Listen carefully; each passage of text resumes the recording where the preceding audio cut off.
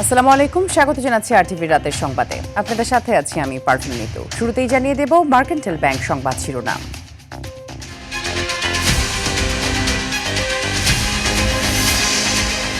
Police প্রশাসনের কোনো পদই চিরস্থায়ী নয়, দুর্নীতি ও সন্ত্রাসকে রাজনৈতিক পরিচয়ে বিবেচনা না করার নির্দেশ প্রধানমন্ত্রীর। দুর্নীতি সন্ত্রাস নিয়ন্ত্রণে ব্যক্তির রাজনৈতিক পরিচয় নয়, যে বা যারা অপরাধে লিপ্ত হবে তাকে আপনারা অপরাধী হিসেবেই বিবেচনা করবেন। ধর্মীয় গুজবে অস্থিরতা তৈরির চেষ্টা করছে সরকার বিরোধী গোষ্ঠী। অন্য ধর্মের মানুষের উপর অত্যাচার জুলুম সহ্য করা হবে না, হুঁশিয়ারি ধর্মমন্ত্রী। সংখ্যালঘুদের উপরে কোন অন্য ধর্ম অবলম্বীদের উপর অত্যাচার, অভিযান, জুলুম, নির্যাতন সহ্য করব না ইনশাআল্লাহ। দ্বিতীয় পদ্মা সেতু নির্মাণ করতে যাচ্ছে সরকার, জানালেন সেতুমন্ত্রী। 3টি রুটের প্রস্তাবনায় 1 নম্বরে দৌলতদিয়া পাটুরিয়া পয়েন্ট। হাম ও উপসর্গে আরো 6 শিশুর মৃত্যু, নতুন শনাক্ত 1459 জন। এখন পর্যন্ত মোট প্রাণহানি 415 জনের। এবং ভারতীয় সীমান্তে কাঁটাতার বসানোর ঘোষণা শুভেন্দুর। কাঁটাতারে ভয় পায় না বাংলাদেশের মানুষ, মন্তব্য পররাষ্ট্র উপদেষ্টার।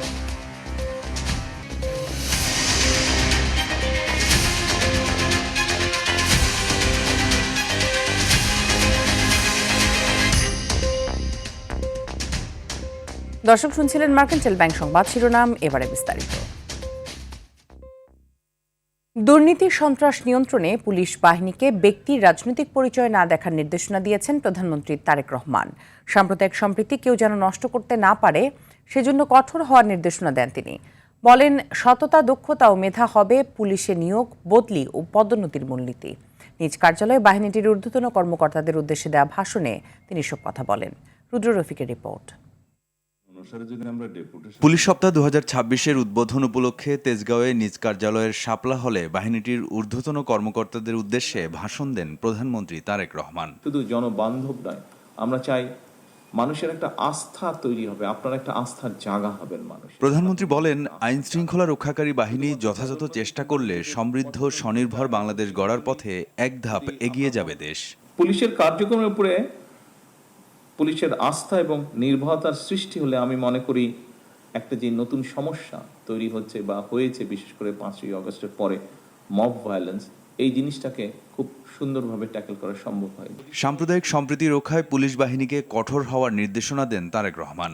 আমরা অবশ্যই এক ধর্মের মানুষ সকলে বসে নেই, এখানে বিভিন্ন ধর্মের মানুষ আমরা উপস্থিত আছি, হয়তো সংখ্যায় কম বা বেশি। সাম্প্রদায়িক সম্প্রীতি কিংবা কোন রকমের নাশকতামূলক কার্যক্রমে লিপ্ত হতে না পারে, কঠোর হস্তে কঠোরভাবে এটিকে আমাদের এনশিওর করতে হবে। অপরাধ দমনে ব্যক্তির রাজনৈতিক পরিচয় বিবেচনা না করার নির্দেশ দেন প্রধানমন্ত্রী। পলিটিক্যাল আইডেন্টি, ইনফ্লুয়েন্সিয়াল আইডেন্টি, এরকম বিষয় আপনাদেরকে ফেস করতে হবে।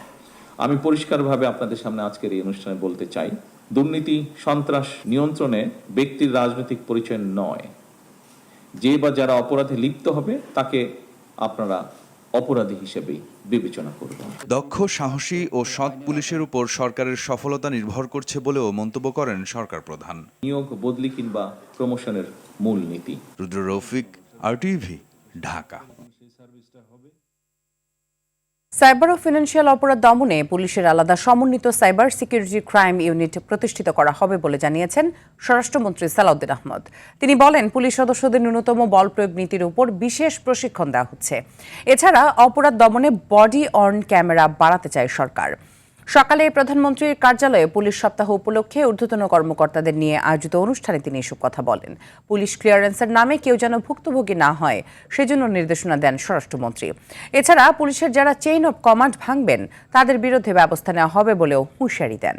উৎসর্গকারী সকল পুলিশ সদস্যের মানদণ্ড অনুযায়ী নতুন যেটা রিয়েক্টিভ অপরাধ সংগঠিত হতে না পারে সেই প্রিভেন্টিং পুলিশিং ব্যবস্থাকে জোর দিতে হবে, যেটা আমাদের এই সরকারের প্রধানতম উদ্দেশ্য।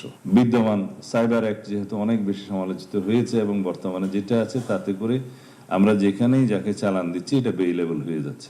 তার সাথে ফিনান্সিয়াল ইন্টেলিজেন্স ইউনিটের যে বিএফআইউর যে কাজটা সিআইডি করে থাকে সেগুলো সমন্বিত করে আমাদের একটা আইন প্রণয়ন করা দরকার। সংখ্যালঘুদের উপর যে কোনো ধরনের অত্যাচারের বিরুদ্ধে কঠোর অবস্থান থাকবে সরকার। এমনটি জানিয়ে ধর্মমন্ত্রী কাজী শাহ মোফাজ্জল হোসেন বলেছেন, প্রয়োজনে মন্ত্রিত্ব ছেড়ে দেবেন, কিন্তু এখানে সংখ্যালঘুদের উপর অন্য ধর্মাবলম্বীদের উপর অত্যাচার, জুলুম, নির্যাতন সহ্য করবেন না। সচিবালয় বাংলাদেশ সেক্রেটারিয়েট রিপোর্টার্স ফোরামের সংলাপে কথা বলেন। এ সময় মন্ত্রী বলেন, সরকার বিরোধী বিভিন্ন গোষ্ঠী ধর্মীয় গুজব ছড়িয়ে অস্থিরতা তৈরির চেষ্টা করছে। হজ এজেন্সিগুলোর অনিয়ম ও হজের ব্যয় কমানোর বিষয়ে মন্ত্রী জানান, বর্তমান সরকার ইতোমধ্যে হজ খরচ কিছুটা কমিয়েছে এবং আগামীতে আরও কমানোর উদ্যোগ নেওয়া হবে।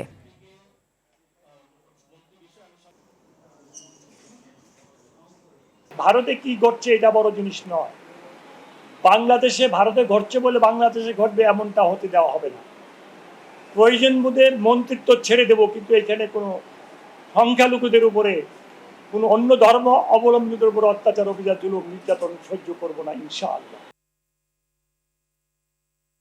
সরকার দ্বিতীয় পদ্মা সেতু নির্মাণ করতে যাচ্ছে বলে জানিয়েছেন সড়ক পরিবহন ও সেতু মন্ত্রী শেখ রবিউল আলম। সচিবালয়ে আসন্ন ঈদুল আজহায় নিরাপদ ঈদযাত্রা নিশ্চিতে প্রস্তুতি সভা শেষে সড়ক পরিবহন ও সেতু মন্ত্রী সাংবাদিকদের এ কথা জানান। মন্ত্রী বলেন, 3টি রুটের প্রস্তাবনা আছে। 1 নম্বর প্রস্তাবনা দৌলতদিয়া পাটুরিয়া পয়েন্টে করা হতে পারে। Feasibility study already complete. এছাড়া ঈদকে কেন্দ্র করে ভাড়া বৃদ্ধির কোনো সুযোগ নেই এবং যাত্রা নির্বিঘ্ন করতে সারা দেশে গুরুত্বপূর্ণ মহাসড়কে 69টি মোবাইল কোর্ট কাজ করবে বলে জানিয়েছেন সড়ক পরিবহন ও সেতু মন্ত্রী শেখ রবিউল আলম।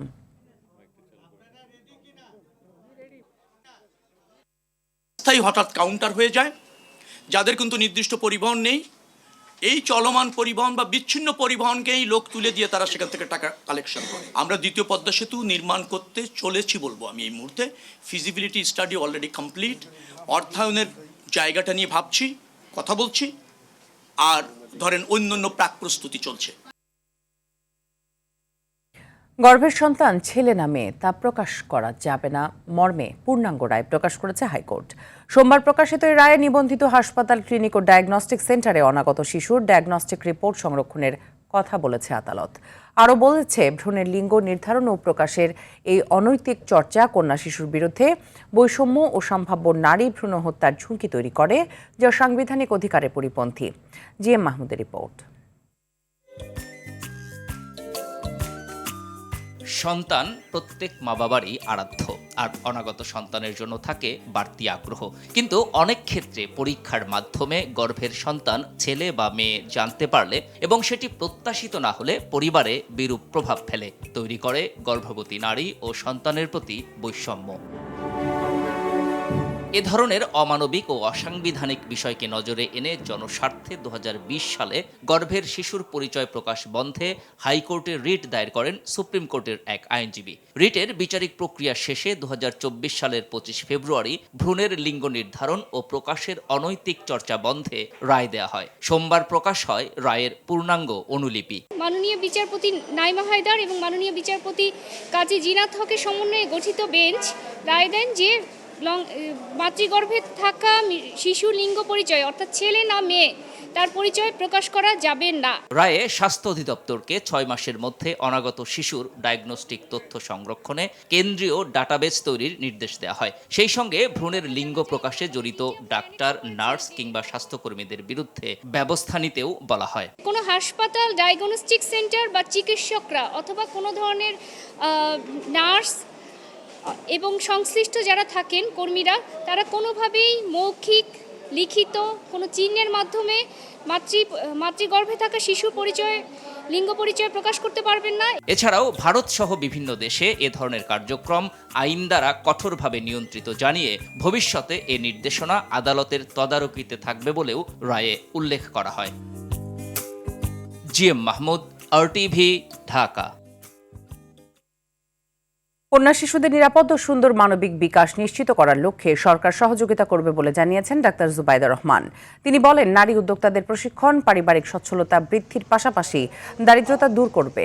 রাজধানীর রাজারবাগে পুলিশ নারী কল্যাণ সমিতির পুনাকের বার্ষিক সমাবেশ ও আনন্দমেলা অনুষ্ঠানে মন্তব্য করেন তিনি। এ সময় তিনি আরও বলেন, সবাই যদি নিজ নিজ ক্ষেত্রে কাঙ্ক্ষিত সমাজ গঠনে অবদান রাখেন তাহলে নিশ্চয়ই সেটা বাস্তবায়ন করা সম্ভব হবে। সোনালী আক্তার বন্যা পঞ্চম শ্রেণী থেকে প্রথম স্থান অধিকার করেছে। আমরা সকলে যদি নিজ নিজ ক্ষেত্রে কাঙ্ক্ষিত সমাজ গঠনে অবদান রাখি, তাহলে নিশ্চয়ই সেটি বাস্তবায়ন করা সম্ভব ইনশাআল্লাহ। কন্যা শিশুদের নিরাপত্তা ও সুন্দর মানবিক বিকাশ নিশ্চিত করার মাধ্যমে প্রতিটি মেয়ে যে ভবিষ্যৎ নিজের জন্য গড়তে চায়, সেই পথে রাষ্ট্র ব্যবস্থা প্রতিবন্ধকতা সৃষ্টির পরিবর্তে তা এগিয়ে নেবে। অর্থনৈতিক খাতে কোনো রাজনৈতিক ব্যক্তিকে নিয়োগ দেওয়া হবে না জানিয়ে অর্থমন্ত্রী আমির খুসরো মাহমুদ চৌধুরী বলেন, বিদ্যুৎ, গ্যাস ও ইন্টারনেট সেবা নিরবিচ্ছিন্ন করতে নতুন পলিসি হাতে নিয়েছে সরকার। রাতে রাজধানীর এক হোটেলে বৈশ্বিক অভিজ্ঞতায় বাংলাদেশের অর্থনৈতিক ভবিষ্যৎ বিনির্মাণের পূর্ণরেখা শীর্ষক দৈনিক বণিক বার্তা আয়োজিত আলোচনায় কথা বলেন তিনি। এ সময় মন্ত্রী বলেন, আগামী 5 বছরের মধ্যে স্বাস্থ্য ও শিক্ষা খাতে জিডিপির 5% বরাদ্দ করবে সরকার। ট্যাক্স কিন্তু বাড়ানো যাবে না। মন্ত্রী ইতিমধ্যেই অনেক কিছু উল্লেখ করছেন। অনেক ধন্যবাদ। আসসালামু আলাইকুম। সরকারে দেখার জন্য আমার অনুরোধ রইল যে scale uninterrupted power supply, gas supply এবং রোবাস্ট ইন্টারনেট, এই তিনটা হচ্ছে একদম প্রাইমারি ইনফ্রাস্ট্রাকচার। এই তিনটা ব্যতীত বাকি কিছু, এই তিনটা জায়গায় যদি খালি ইনভেস্ট করতো তাহলে বাংলাদেশের সরকারের কিছু করতে হতো না। আপনারা যারা বসে আছেন আপনারাই করতেন ব্যবসা, সরকারের প্রয়োজন ছিল না। But we are addressing this. একটু সময় দিতে হবে। আমি তো বলছি 2 years কোশ্চেন লাগবে এটা। ফ্যাসিস্ট সরকারের আমলে জ্বালানি খাতকে আমদানি নির্ভর করে হাজার হাজার কোটি টাকা পাচার করা হয়েছে বলে অভিযোগ করেছেন বিদ্যুৎ, জ্বালানি ও খনিজ সম্পদ মন্ত্রী ইকবাল হাসান মাহমুদ টুকু। তিনি বলেন, প্রায় 30 লাখ কোটি টাকার ঋণের চাপ থেকে বের হতে তেল, গ্যাস আমদানি কমিয়ে নিজস্ব জ্বালানি অনুসন্ধানে জোর দিচ্ছে সরকার। আরও জানাচ্ছেন আব্দুর রহিম। আগামী 5 বছরে 5000 মেগাওয়াট সৌর বিদ্যুৎ উৎপাদনের পরিকল্পনার কথা জানালেন জ্বালানি ও খনিজ সম্পদ মন্ত্রী ইকবাল হাসান মাহমুদ টুকু।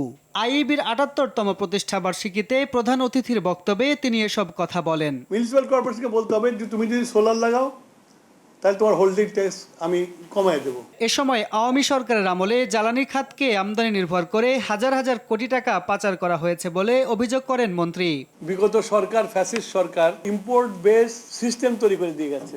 56,000 কোটি টাকা বিল শোধ করে নাই। আবার ইন্টারিম গভর্নমেন্ট যেটা আসলো সেটাও কিছু করে নাই। এইরকম একটা অবস্থার মধ্যে এই ফ্যাসিস্ট গভর্নমেন্ট আমাদেরকে ফেলে গেছে। এছাড়া বাপেক্সকে নতুন করে তেল, গ্যাস অনুসন্ধানের নির্দেশনা দেওয়ার তথ্য জানিয়ে মন্ত্রী বলেন, জনগণকে সাশ্রয় দামে বিদ্যুৎ দিতে সৌরশক্তির বিকল্প নেই। আমাদের বাপেক্সের ক্যাপাসিটি নেই সমুদ্রে যা তেল অনুসন্ধান করা।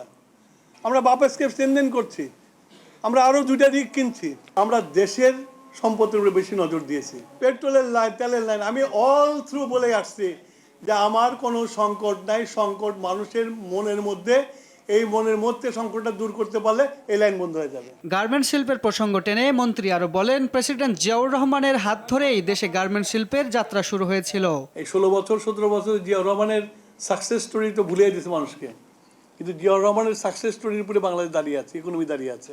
Abdur Rahim, RTV, Dhaka. Bangladesh Pakistan knowledge corridor চালুর মাধ্যমে দুই দেশের শিক্ষার্থীদের জন্য নতুন দিগন্তের দ্বার উন্মোচিত হয়েছে বলে জানিয়েছেন শিক্ষামন্ত্রী এহসানুল হক মিলন। বলেন, শিক্ষার্থীরা এই সুযোগ যথাযথভাবে কাজে লাগাবে।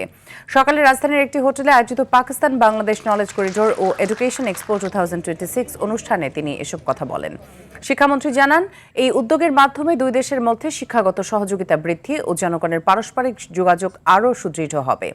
অনুষ্ঠান শেষে বিভিন্ন শিক্ষা প্রতিষ্ঠানের স্টল ঘুরে দেখেন মন্ত্রী।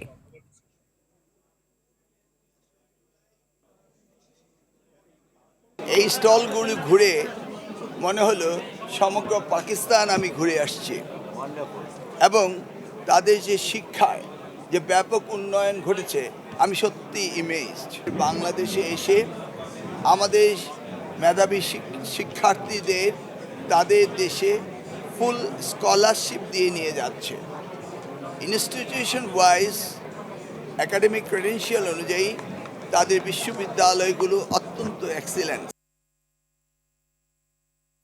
গত 24 ঘন্টায় হাম উপসর্গে সারা দেশে 6 জনের মৃত্যু হয়েছে। মৃত 6 জনই ঢাকা বিভাগের বাসিন্দা। এ সময় হাসপাতালে ভর্তি হয়েছেন 1459 জন। আর এ পর্যন্ত সন্দেহজনক হাম রোগে মোট মৃতের সংখ্যা দাঁড়িয়েছে 350 জনে। হাম পরিস্থিতি নিয়ে বিজ্ঞপ্তিতে এসব তথ্য জানিয়েছে স্বাস্থ্য অধিদপ্তর।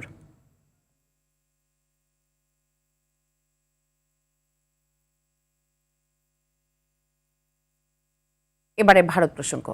বাংলাদেশ লাগোয়া সীমান্তে কাঁটাতারের বেড়া নির্মাণের জন্য জমি হস্তান্তরের ঘোষণা দিয়েছেন পশ্চিমবঙ্গের নবনির্বাচিত মুখ্যমন্ত্রী শুভেন্দু অধিকারী। আগামী ৪৫ দিনের মধ্যে ভারতের সীমান্তরক্ষী বাহিনীর কাছে এই জমি হস্তান্তর করা হবে। সোমবার নতুন মন্ত্রিসভার প্রথম বৈঠকে এই সিদ্ধান্ত নেওয়া হয়েছে। বিস্তারিত সামিউল শিহাবের রিপোর্টে। ভারতের পশ্চিমবঙ্গ রাজ্য সরকারের মুখ্যমন্ত্রী হিসেবে শপথ নেওয়ার পর প্রশাসনিক সচিবালয় নবান্নে অফিস করেন নবনির্বাচিত মুখ্যমন্ত্রী শুভেন্দু অধিকারী। নতুন সরকারের প্রশাসনিক কার্যক্রম শুরুর প্রথম দিন সকাল থেকেই রাজনৈতিক ও প্রশাসনিক অঙ্গনে ছিল বাড়তি তৎপরতা।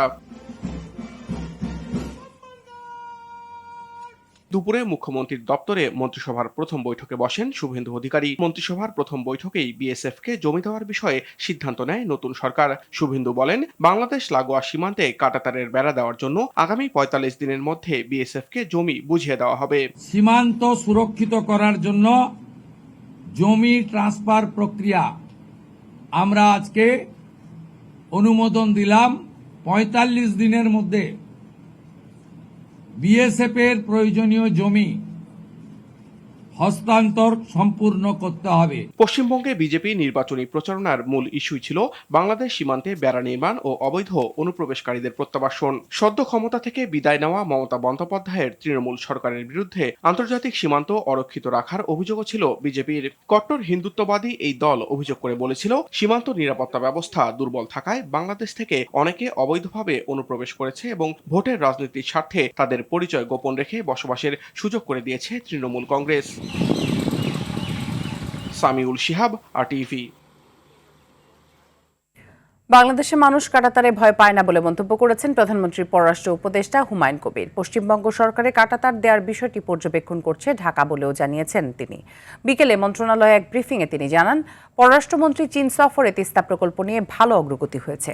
সময় নির্ধারণ না হলেও প্রধানমন্ত্রী তারেক রহমানের চীন সফরের বিষয়টি নিশ্চিত করেন তিনি। তার দিয়ে বাংলাদেশের মতো দেশকে এখন ডর দেখানোর মতো কোনো জায়গা নেই। দেখেন, যদি মানুষের সাথে সম্পর্ক করতে চান, বাংলাদেশের মানুষ কাঁটাতার ভয় পায় না। বুঝছেন, বাংলাদেশের সরকারও কাঁটাতার ভয় পায় না। যেখানে আমাদের কথা বলা দরকার আমরা কথা বলবো।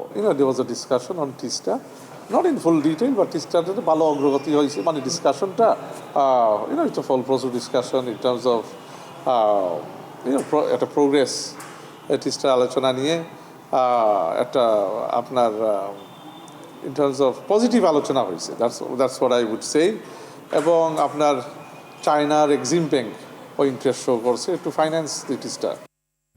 তামিলনাড়ুর রাজনীতিতে ক্ষমতার একমাত্র কেন্দ্র হওয়ায় কড়া বার্তা দিলেন নতুন মুখ্যমন্ত্রী থালাপতি বিজয়। শপথ গ্রহণের পর প্রথম ভাষণে তিনি স্পষ্ট করেন, নীতি নির্ধারণে কোনো জোটসঙ্গীর চাপের মুখে নতি স্বীকার করবেন না তিনি। নিজেকে সাধারণ মানুষের কাতারে পরিচয় দিয়ে হুঁশিয়ারি দেন বিজয়। বলেন, সরকারকে অস্থিতিশীল করার যে কোনো অপচেষ্টা কঠোরভাবে দমন করা হবে। এ সময় কংগ্রেস নেতা রাহুল গান্ধী সহ সকল জোটসঙ্গীকে ধন্যবাদ জানান তিনি। সাধারণ মানুষের অধিকার রক্ষায় দুর্নীতির বিরুদ্ধেও জিরো টলারেন্স ঘোষণা করেছেন এই সুপারস্টার।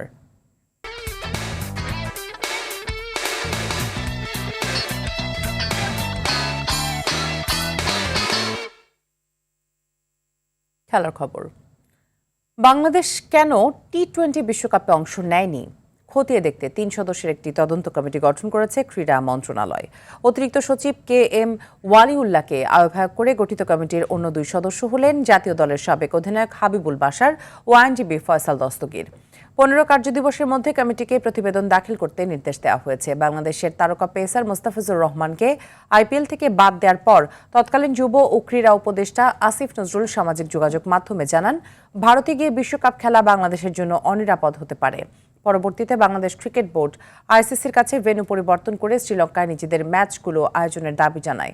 তবে ICC এ বিষয়ে অনড় অবস্থানে থাকায় শেষ পর্যন্ত টি-20 বিশ্বকাপে অংশ নেওয়া হয়নি টাইগারদের। বাংলাদেশের বিপক্ষে 3টি করে ওয়ানডে ও টি-20 সিরিজের জন্য দল ঘোষণা করেছে অস্ট্রেলিয়া। দলে নেই 3 pacer Pat Cummins, Mitchell Starc ও জশ হ্যাজেলউড। সফরে অজিদের নেতৃত্ব থাকবেন মিচেল মার্শ।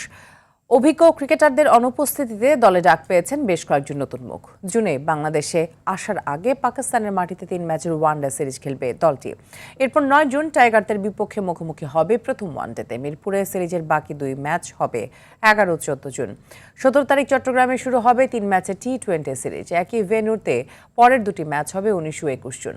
দুটি সিরিজের জন্যই একত্রে দল ঘোষণা করেছে ক্রিকেট অস্ট্রেলিয়া, যেখানে নিজেদের প্রমাণের জায়গা করে দিয়েছে দেশটির ক্রিকেট বোর্ড।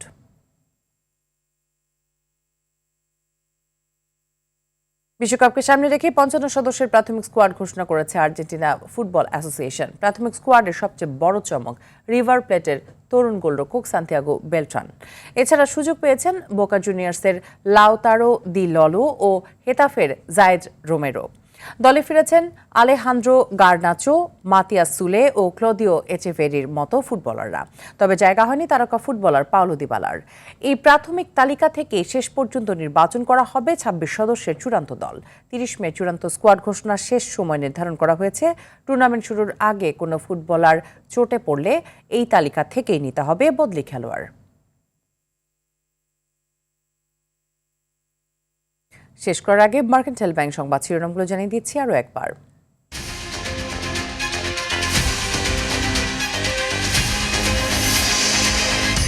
পুলিশ প্রশাসনের কোনো পদই চিরস্থায়ী নয়। দুর্নীতি ও সন্ত্রাসকে রাজনৈতিক পরিচয় বিবেচনা না করার নির্দেশ প্রধানমন্ত্রী। ধর্মীয় গুজবে অস্থিরতা তৈরির চেষ্টা করছে সরকার বিরোধী গোষ্ঠী। অন্য ধর্মের মানুষের উপর অত্যাচার জুলুম সহ্য করা হবে না, হুঁশিয়ারি ধর্মমন্ত্রী। দ্বিতীয় পদ্মা সেতু নির্মাণ করতে যাচ্ছে সরকার, জানালেন সেতুমন্ত্রী। 3টি রুটের প্রস্তাবনায় 1 নম্বরে দৌলতদিয়া পাটুরিয়া পয়েন্ট। হাম ও উপসর্গে আরও 6 শিশুর মৃত্যু, নতুন শনাক্ত 1459 জন। এখন পর্যন্ত মোট প্রাণহানি 415 জনের। এবং ভারতীয় সীমান্তে কাঁটাতার বসানোর ঘোষণা শুভেন্দুর। কাঁটাতারে ভয় পায় না বাংলাদেশের মানুষ, মন্তব্য পররাষ্ট্র উপদেষ্টার।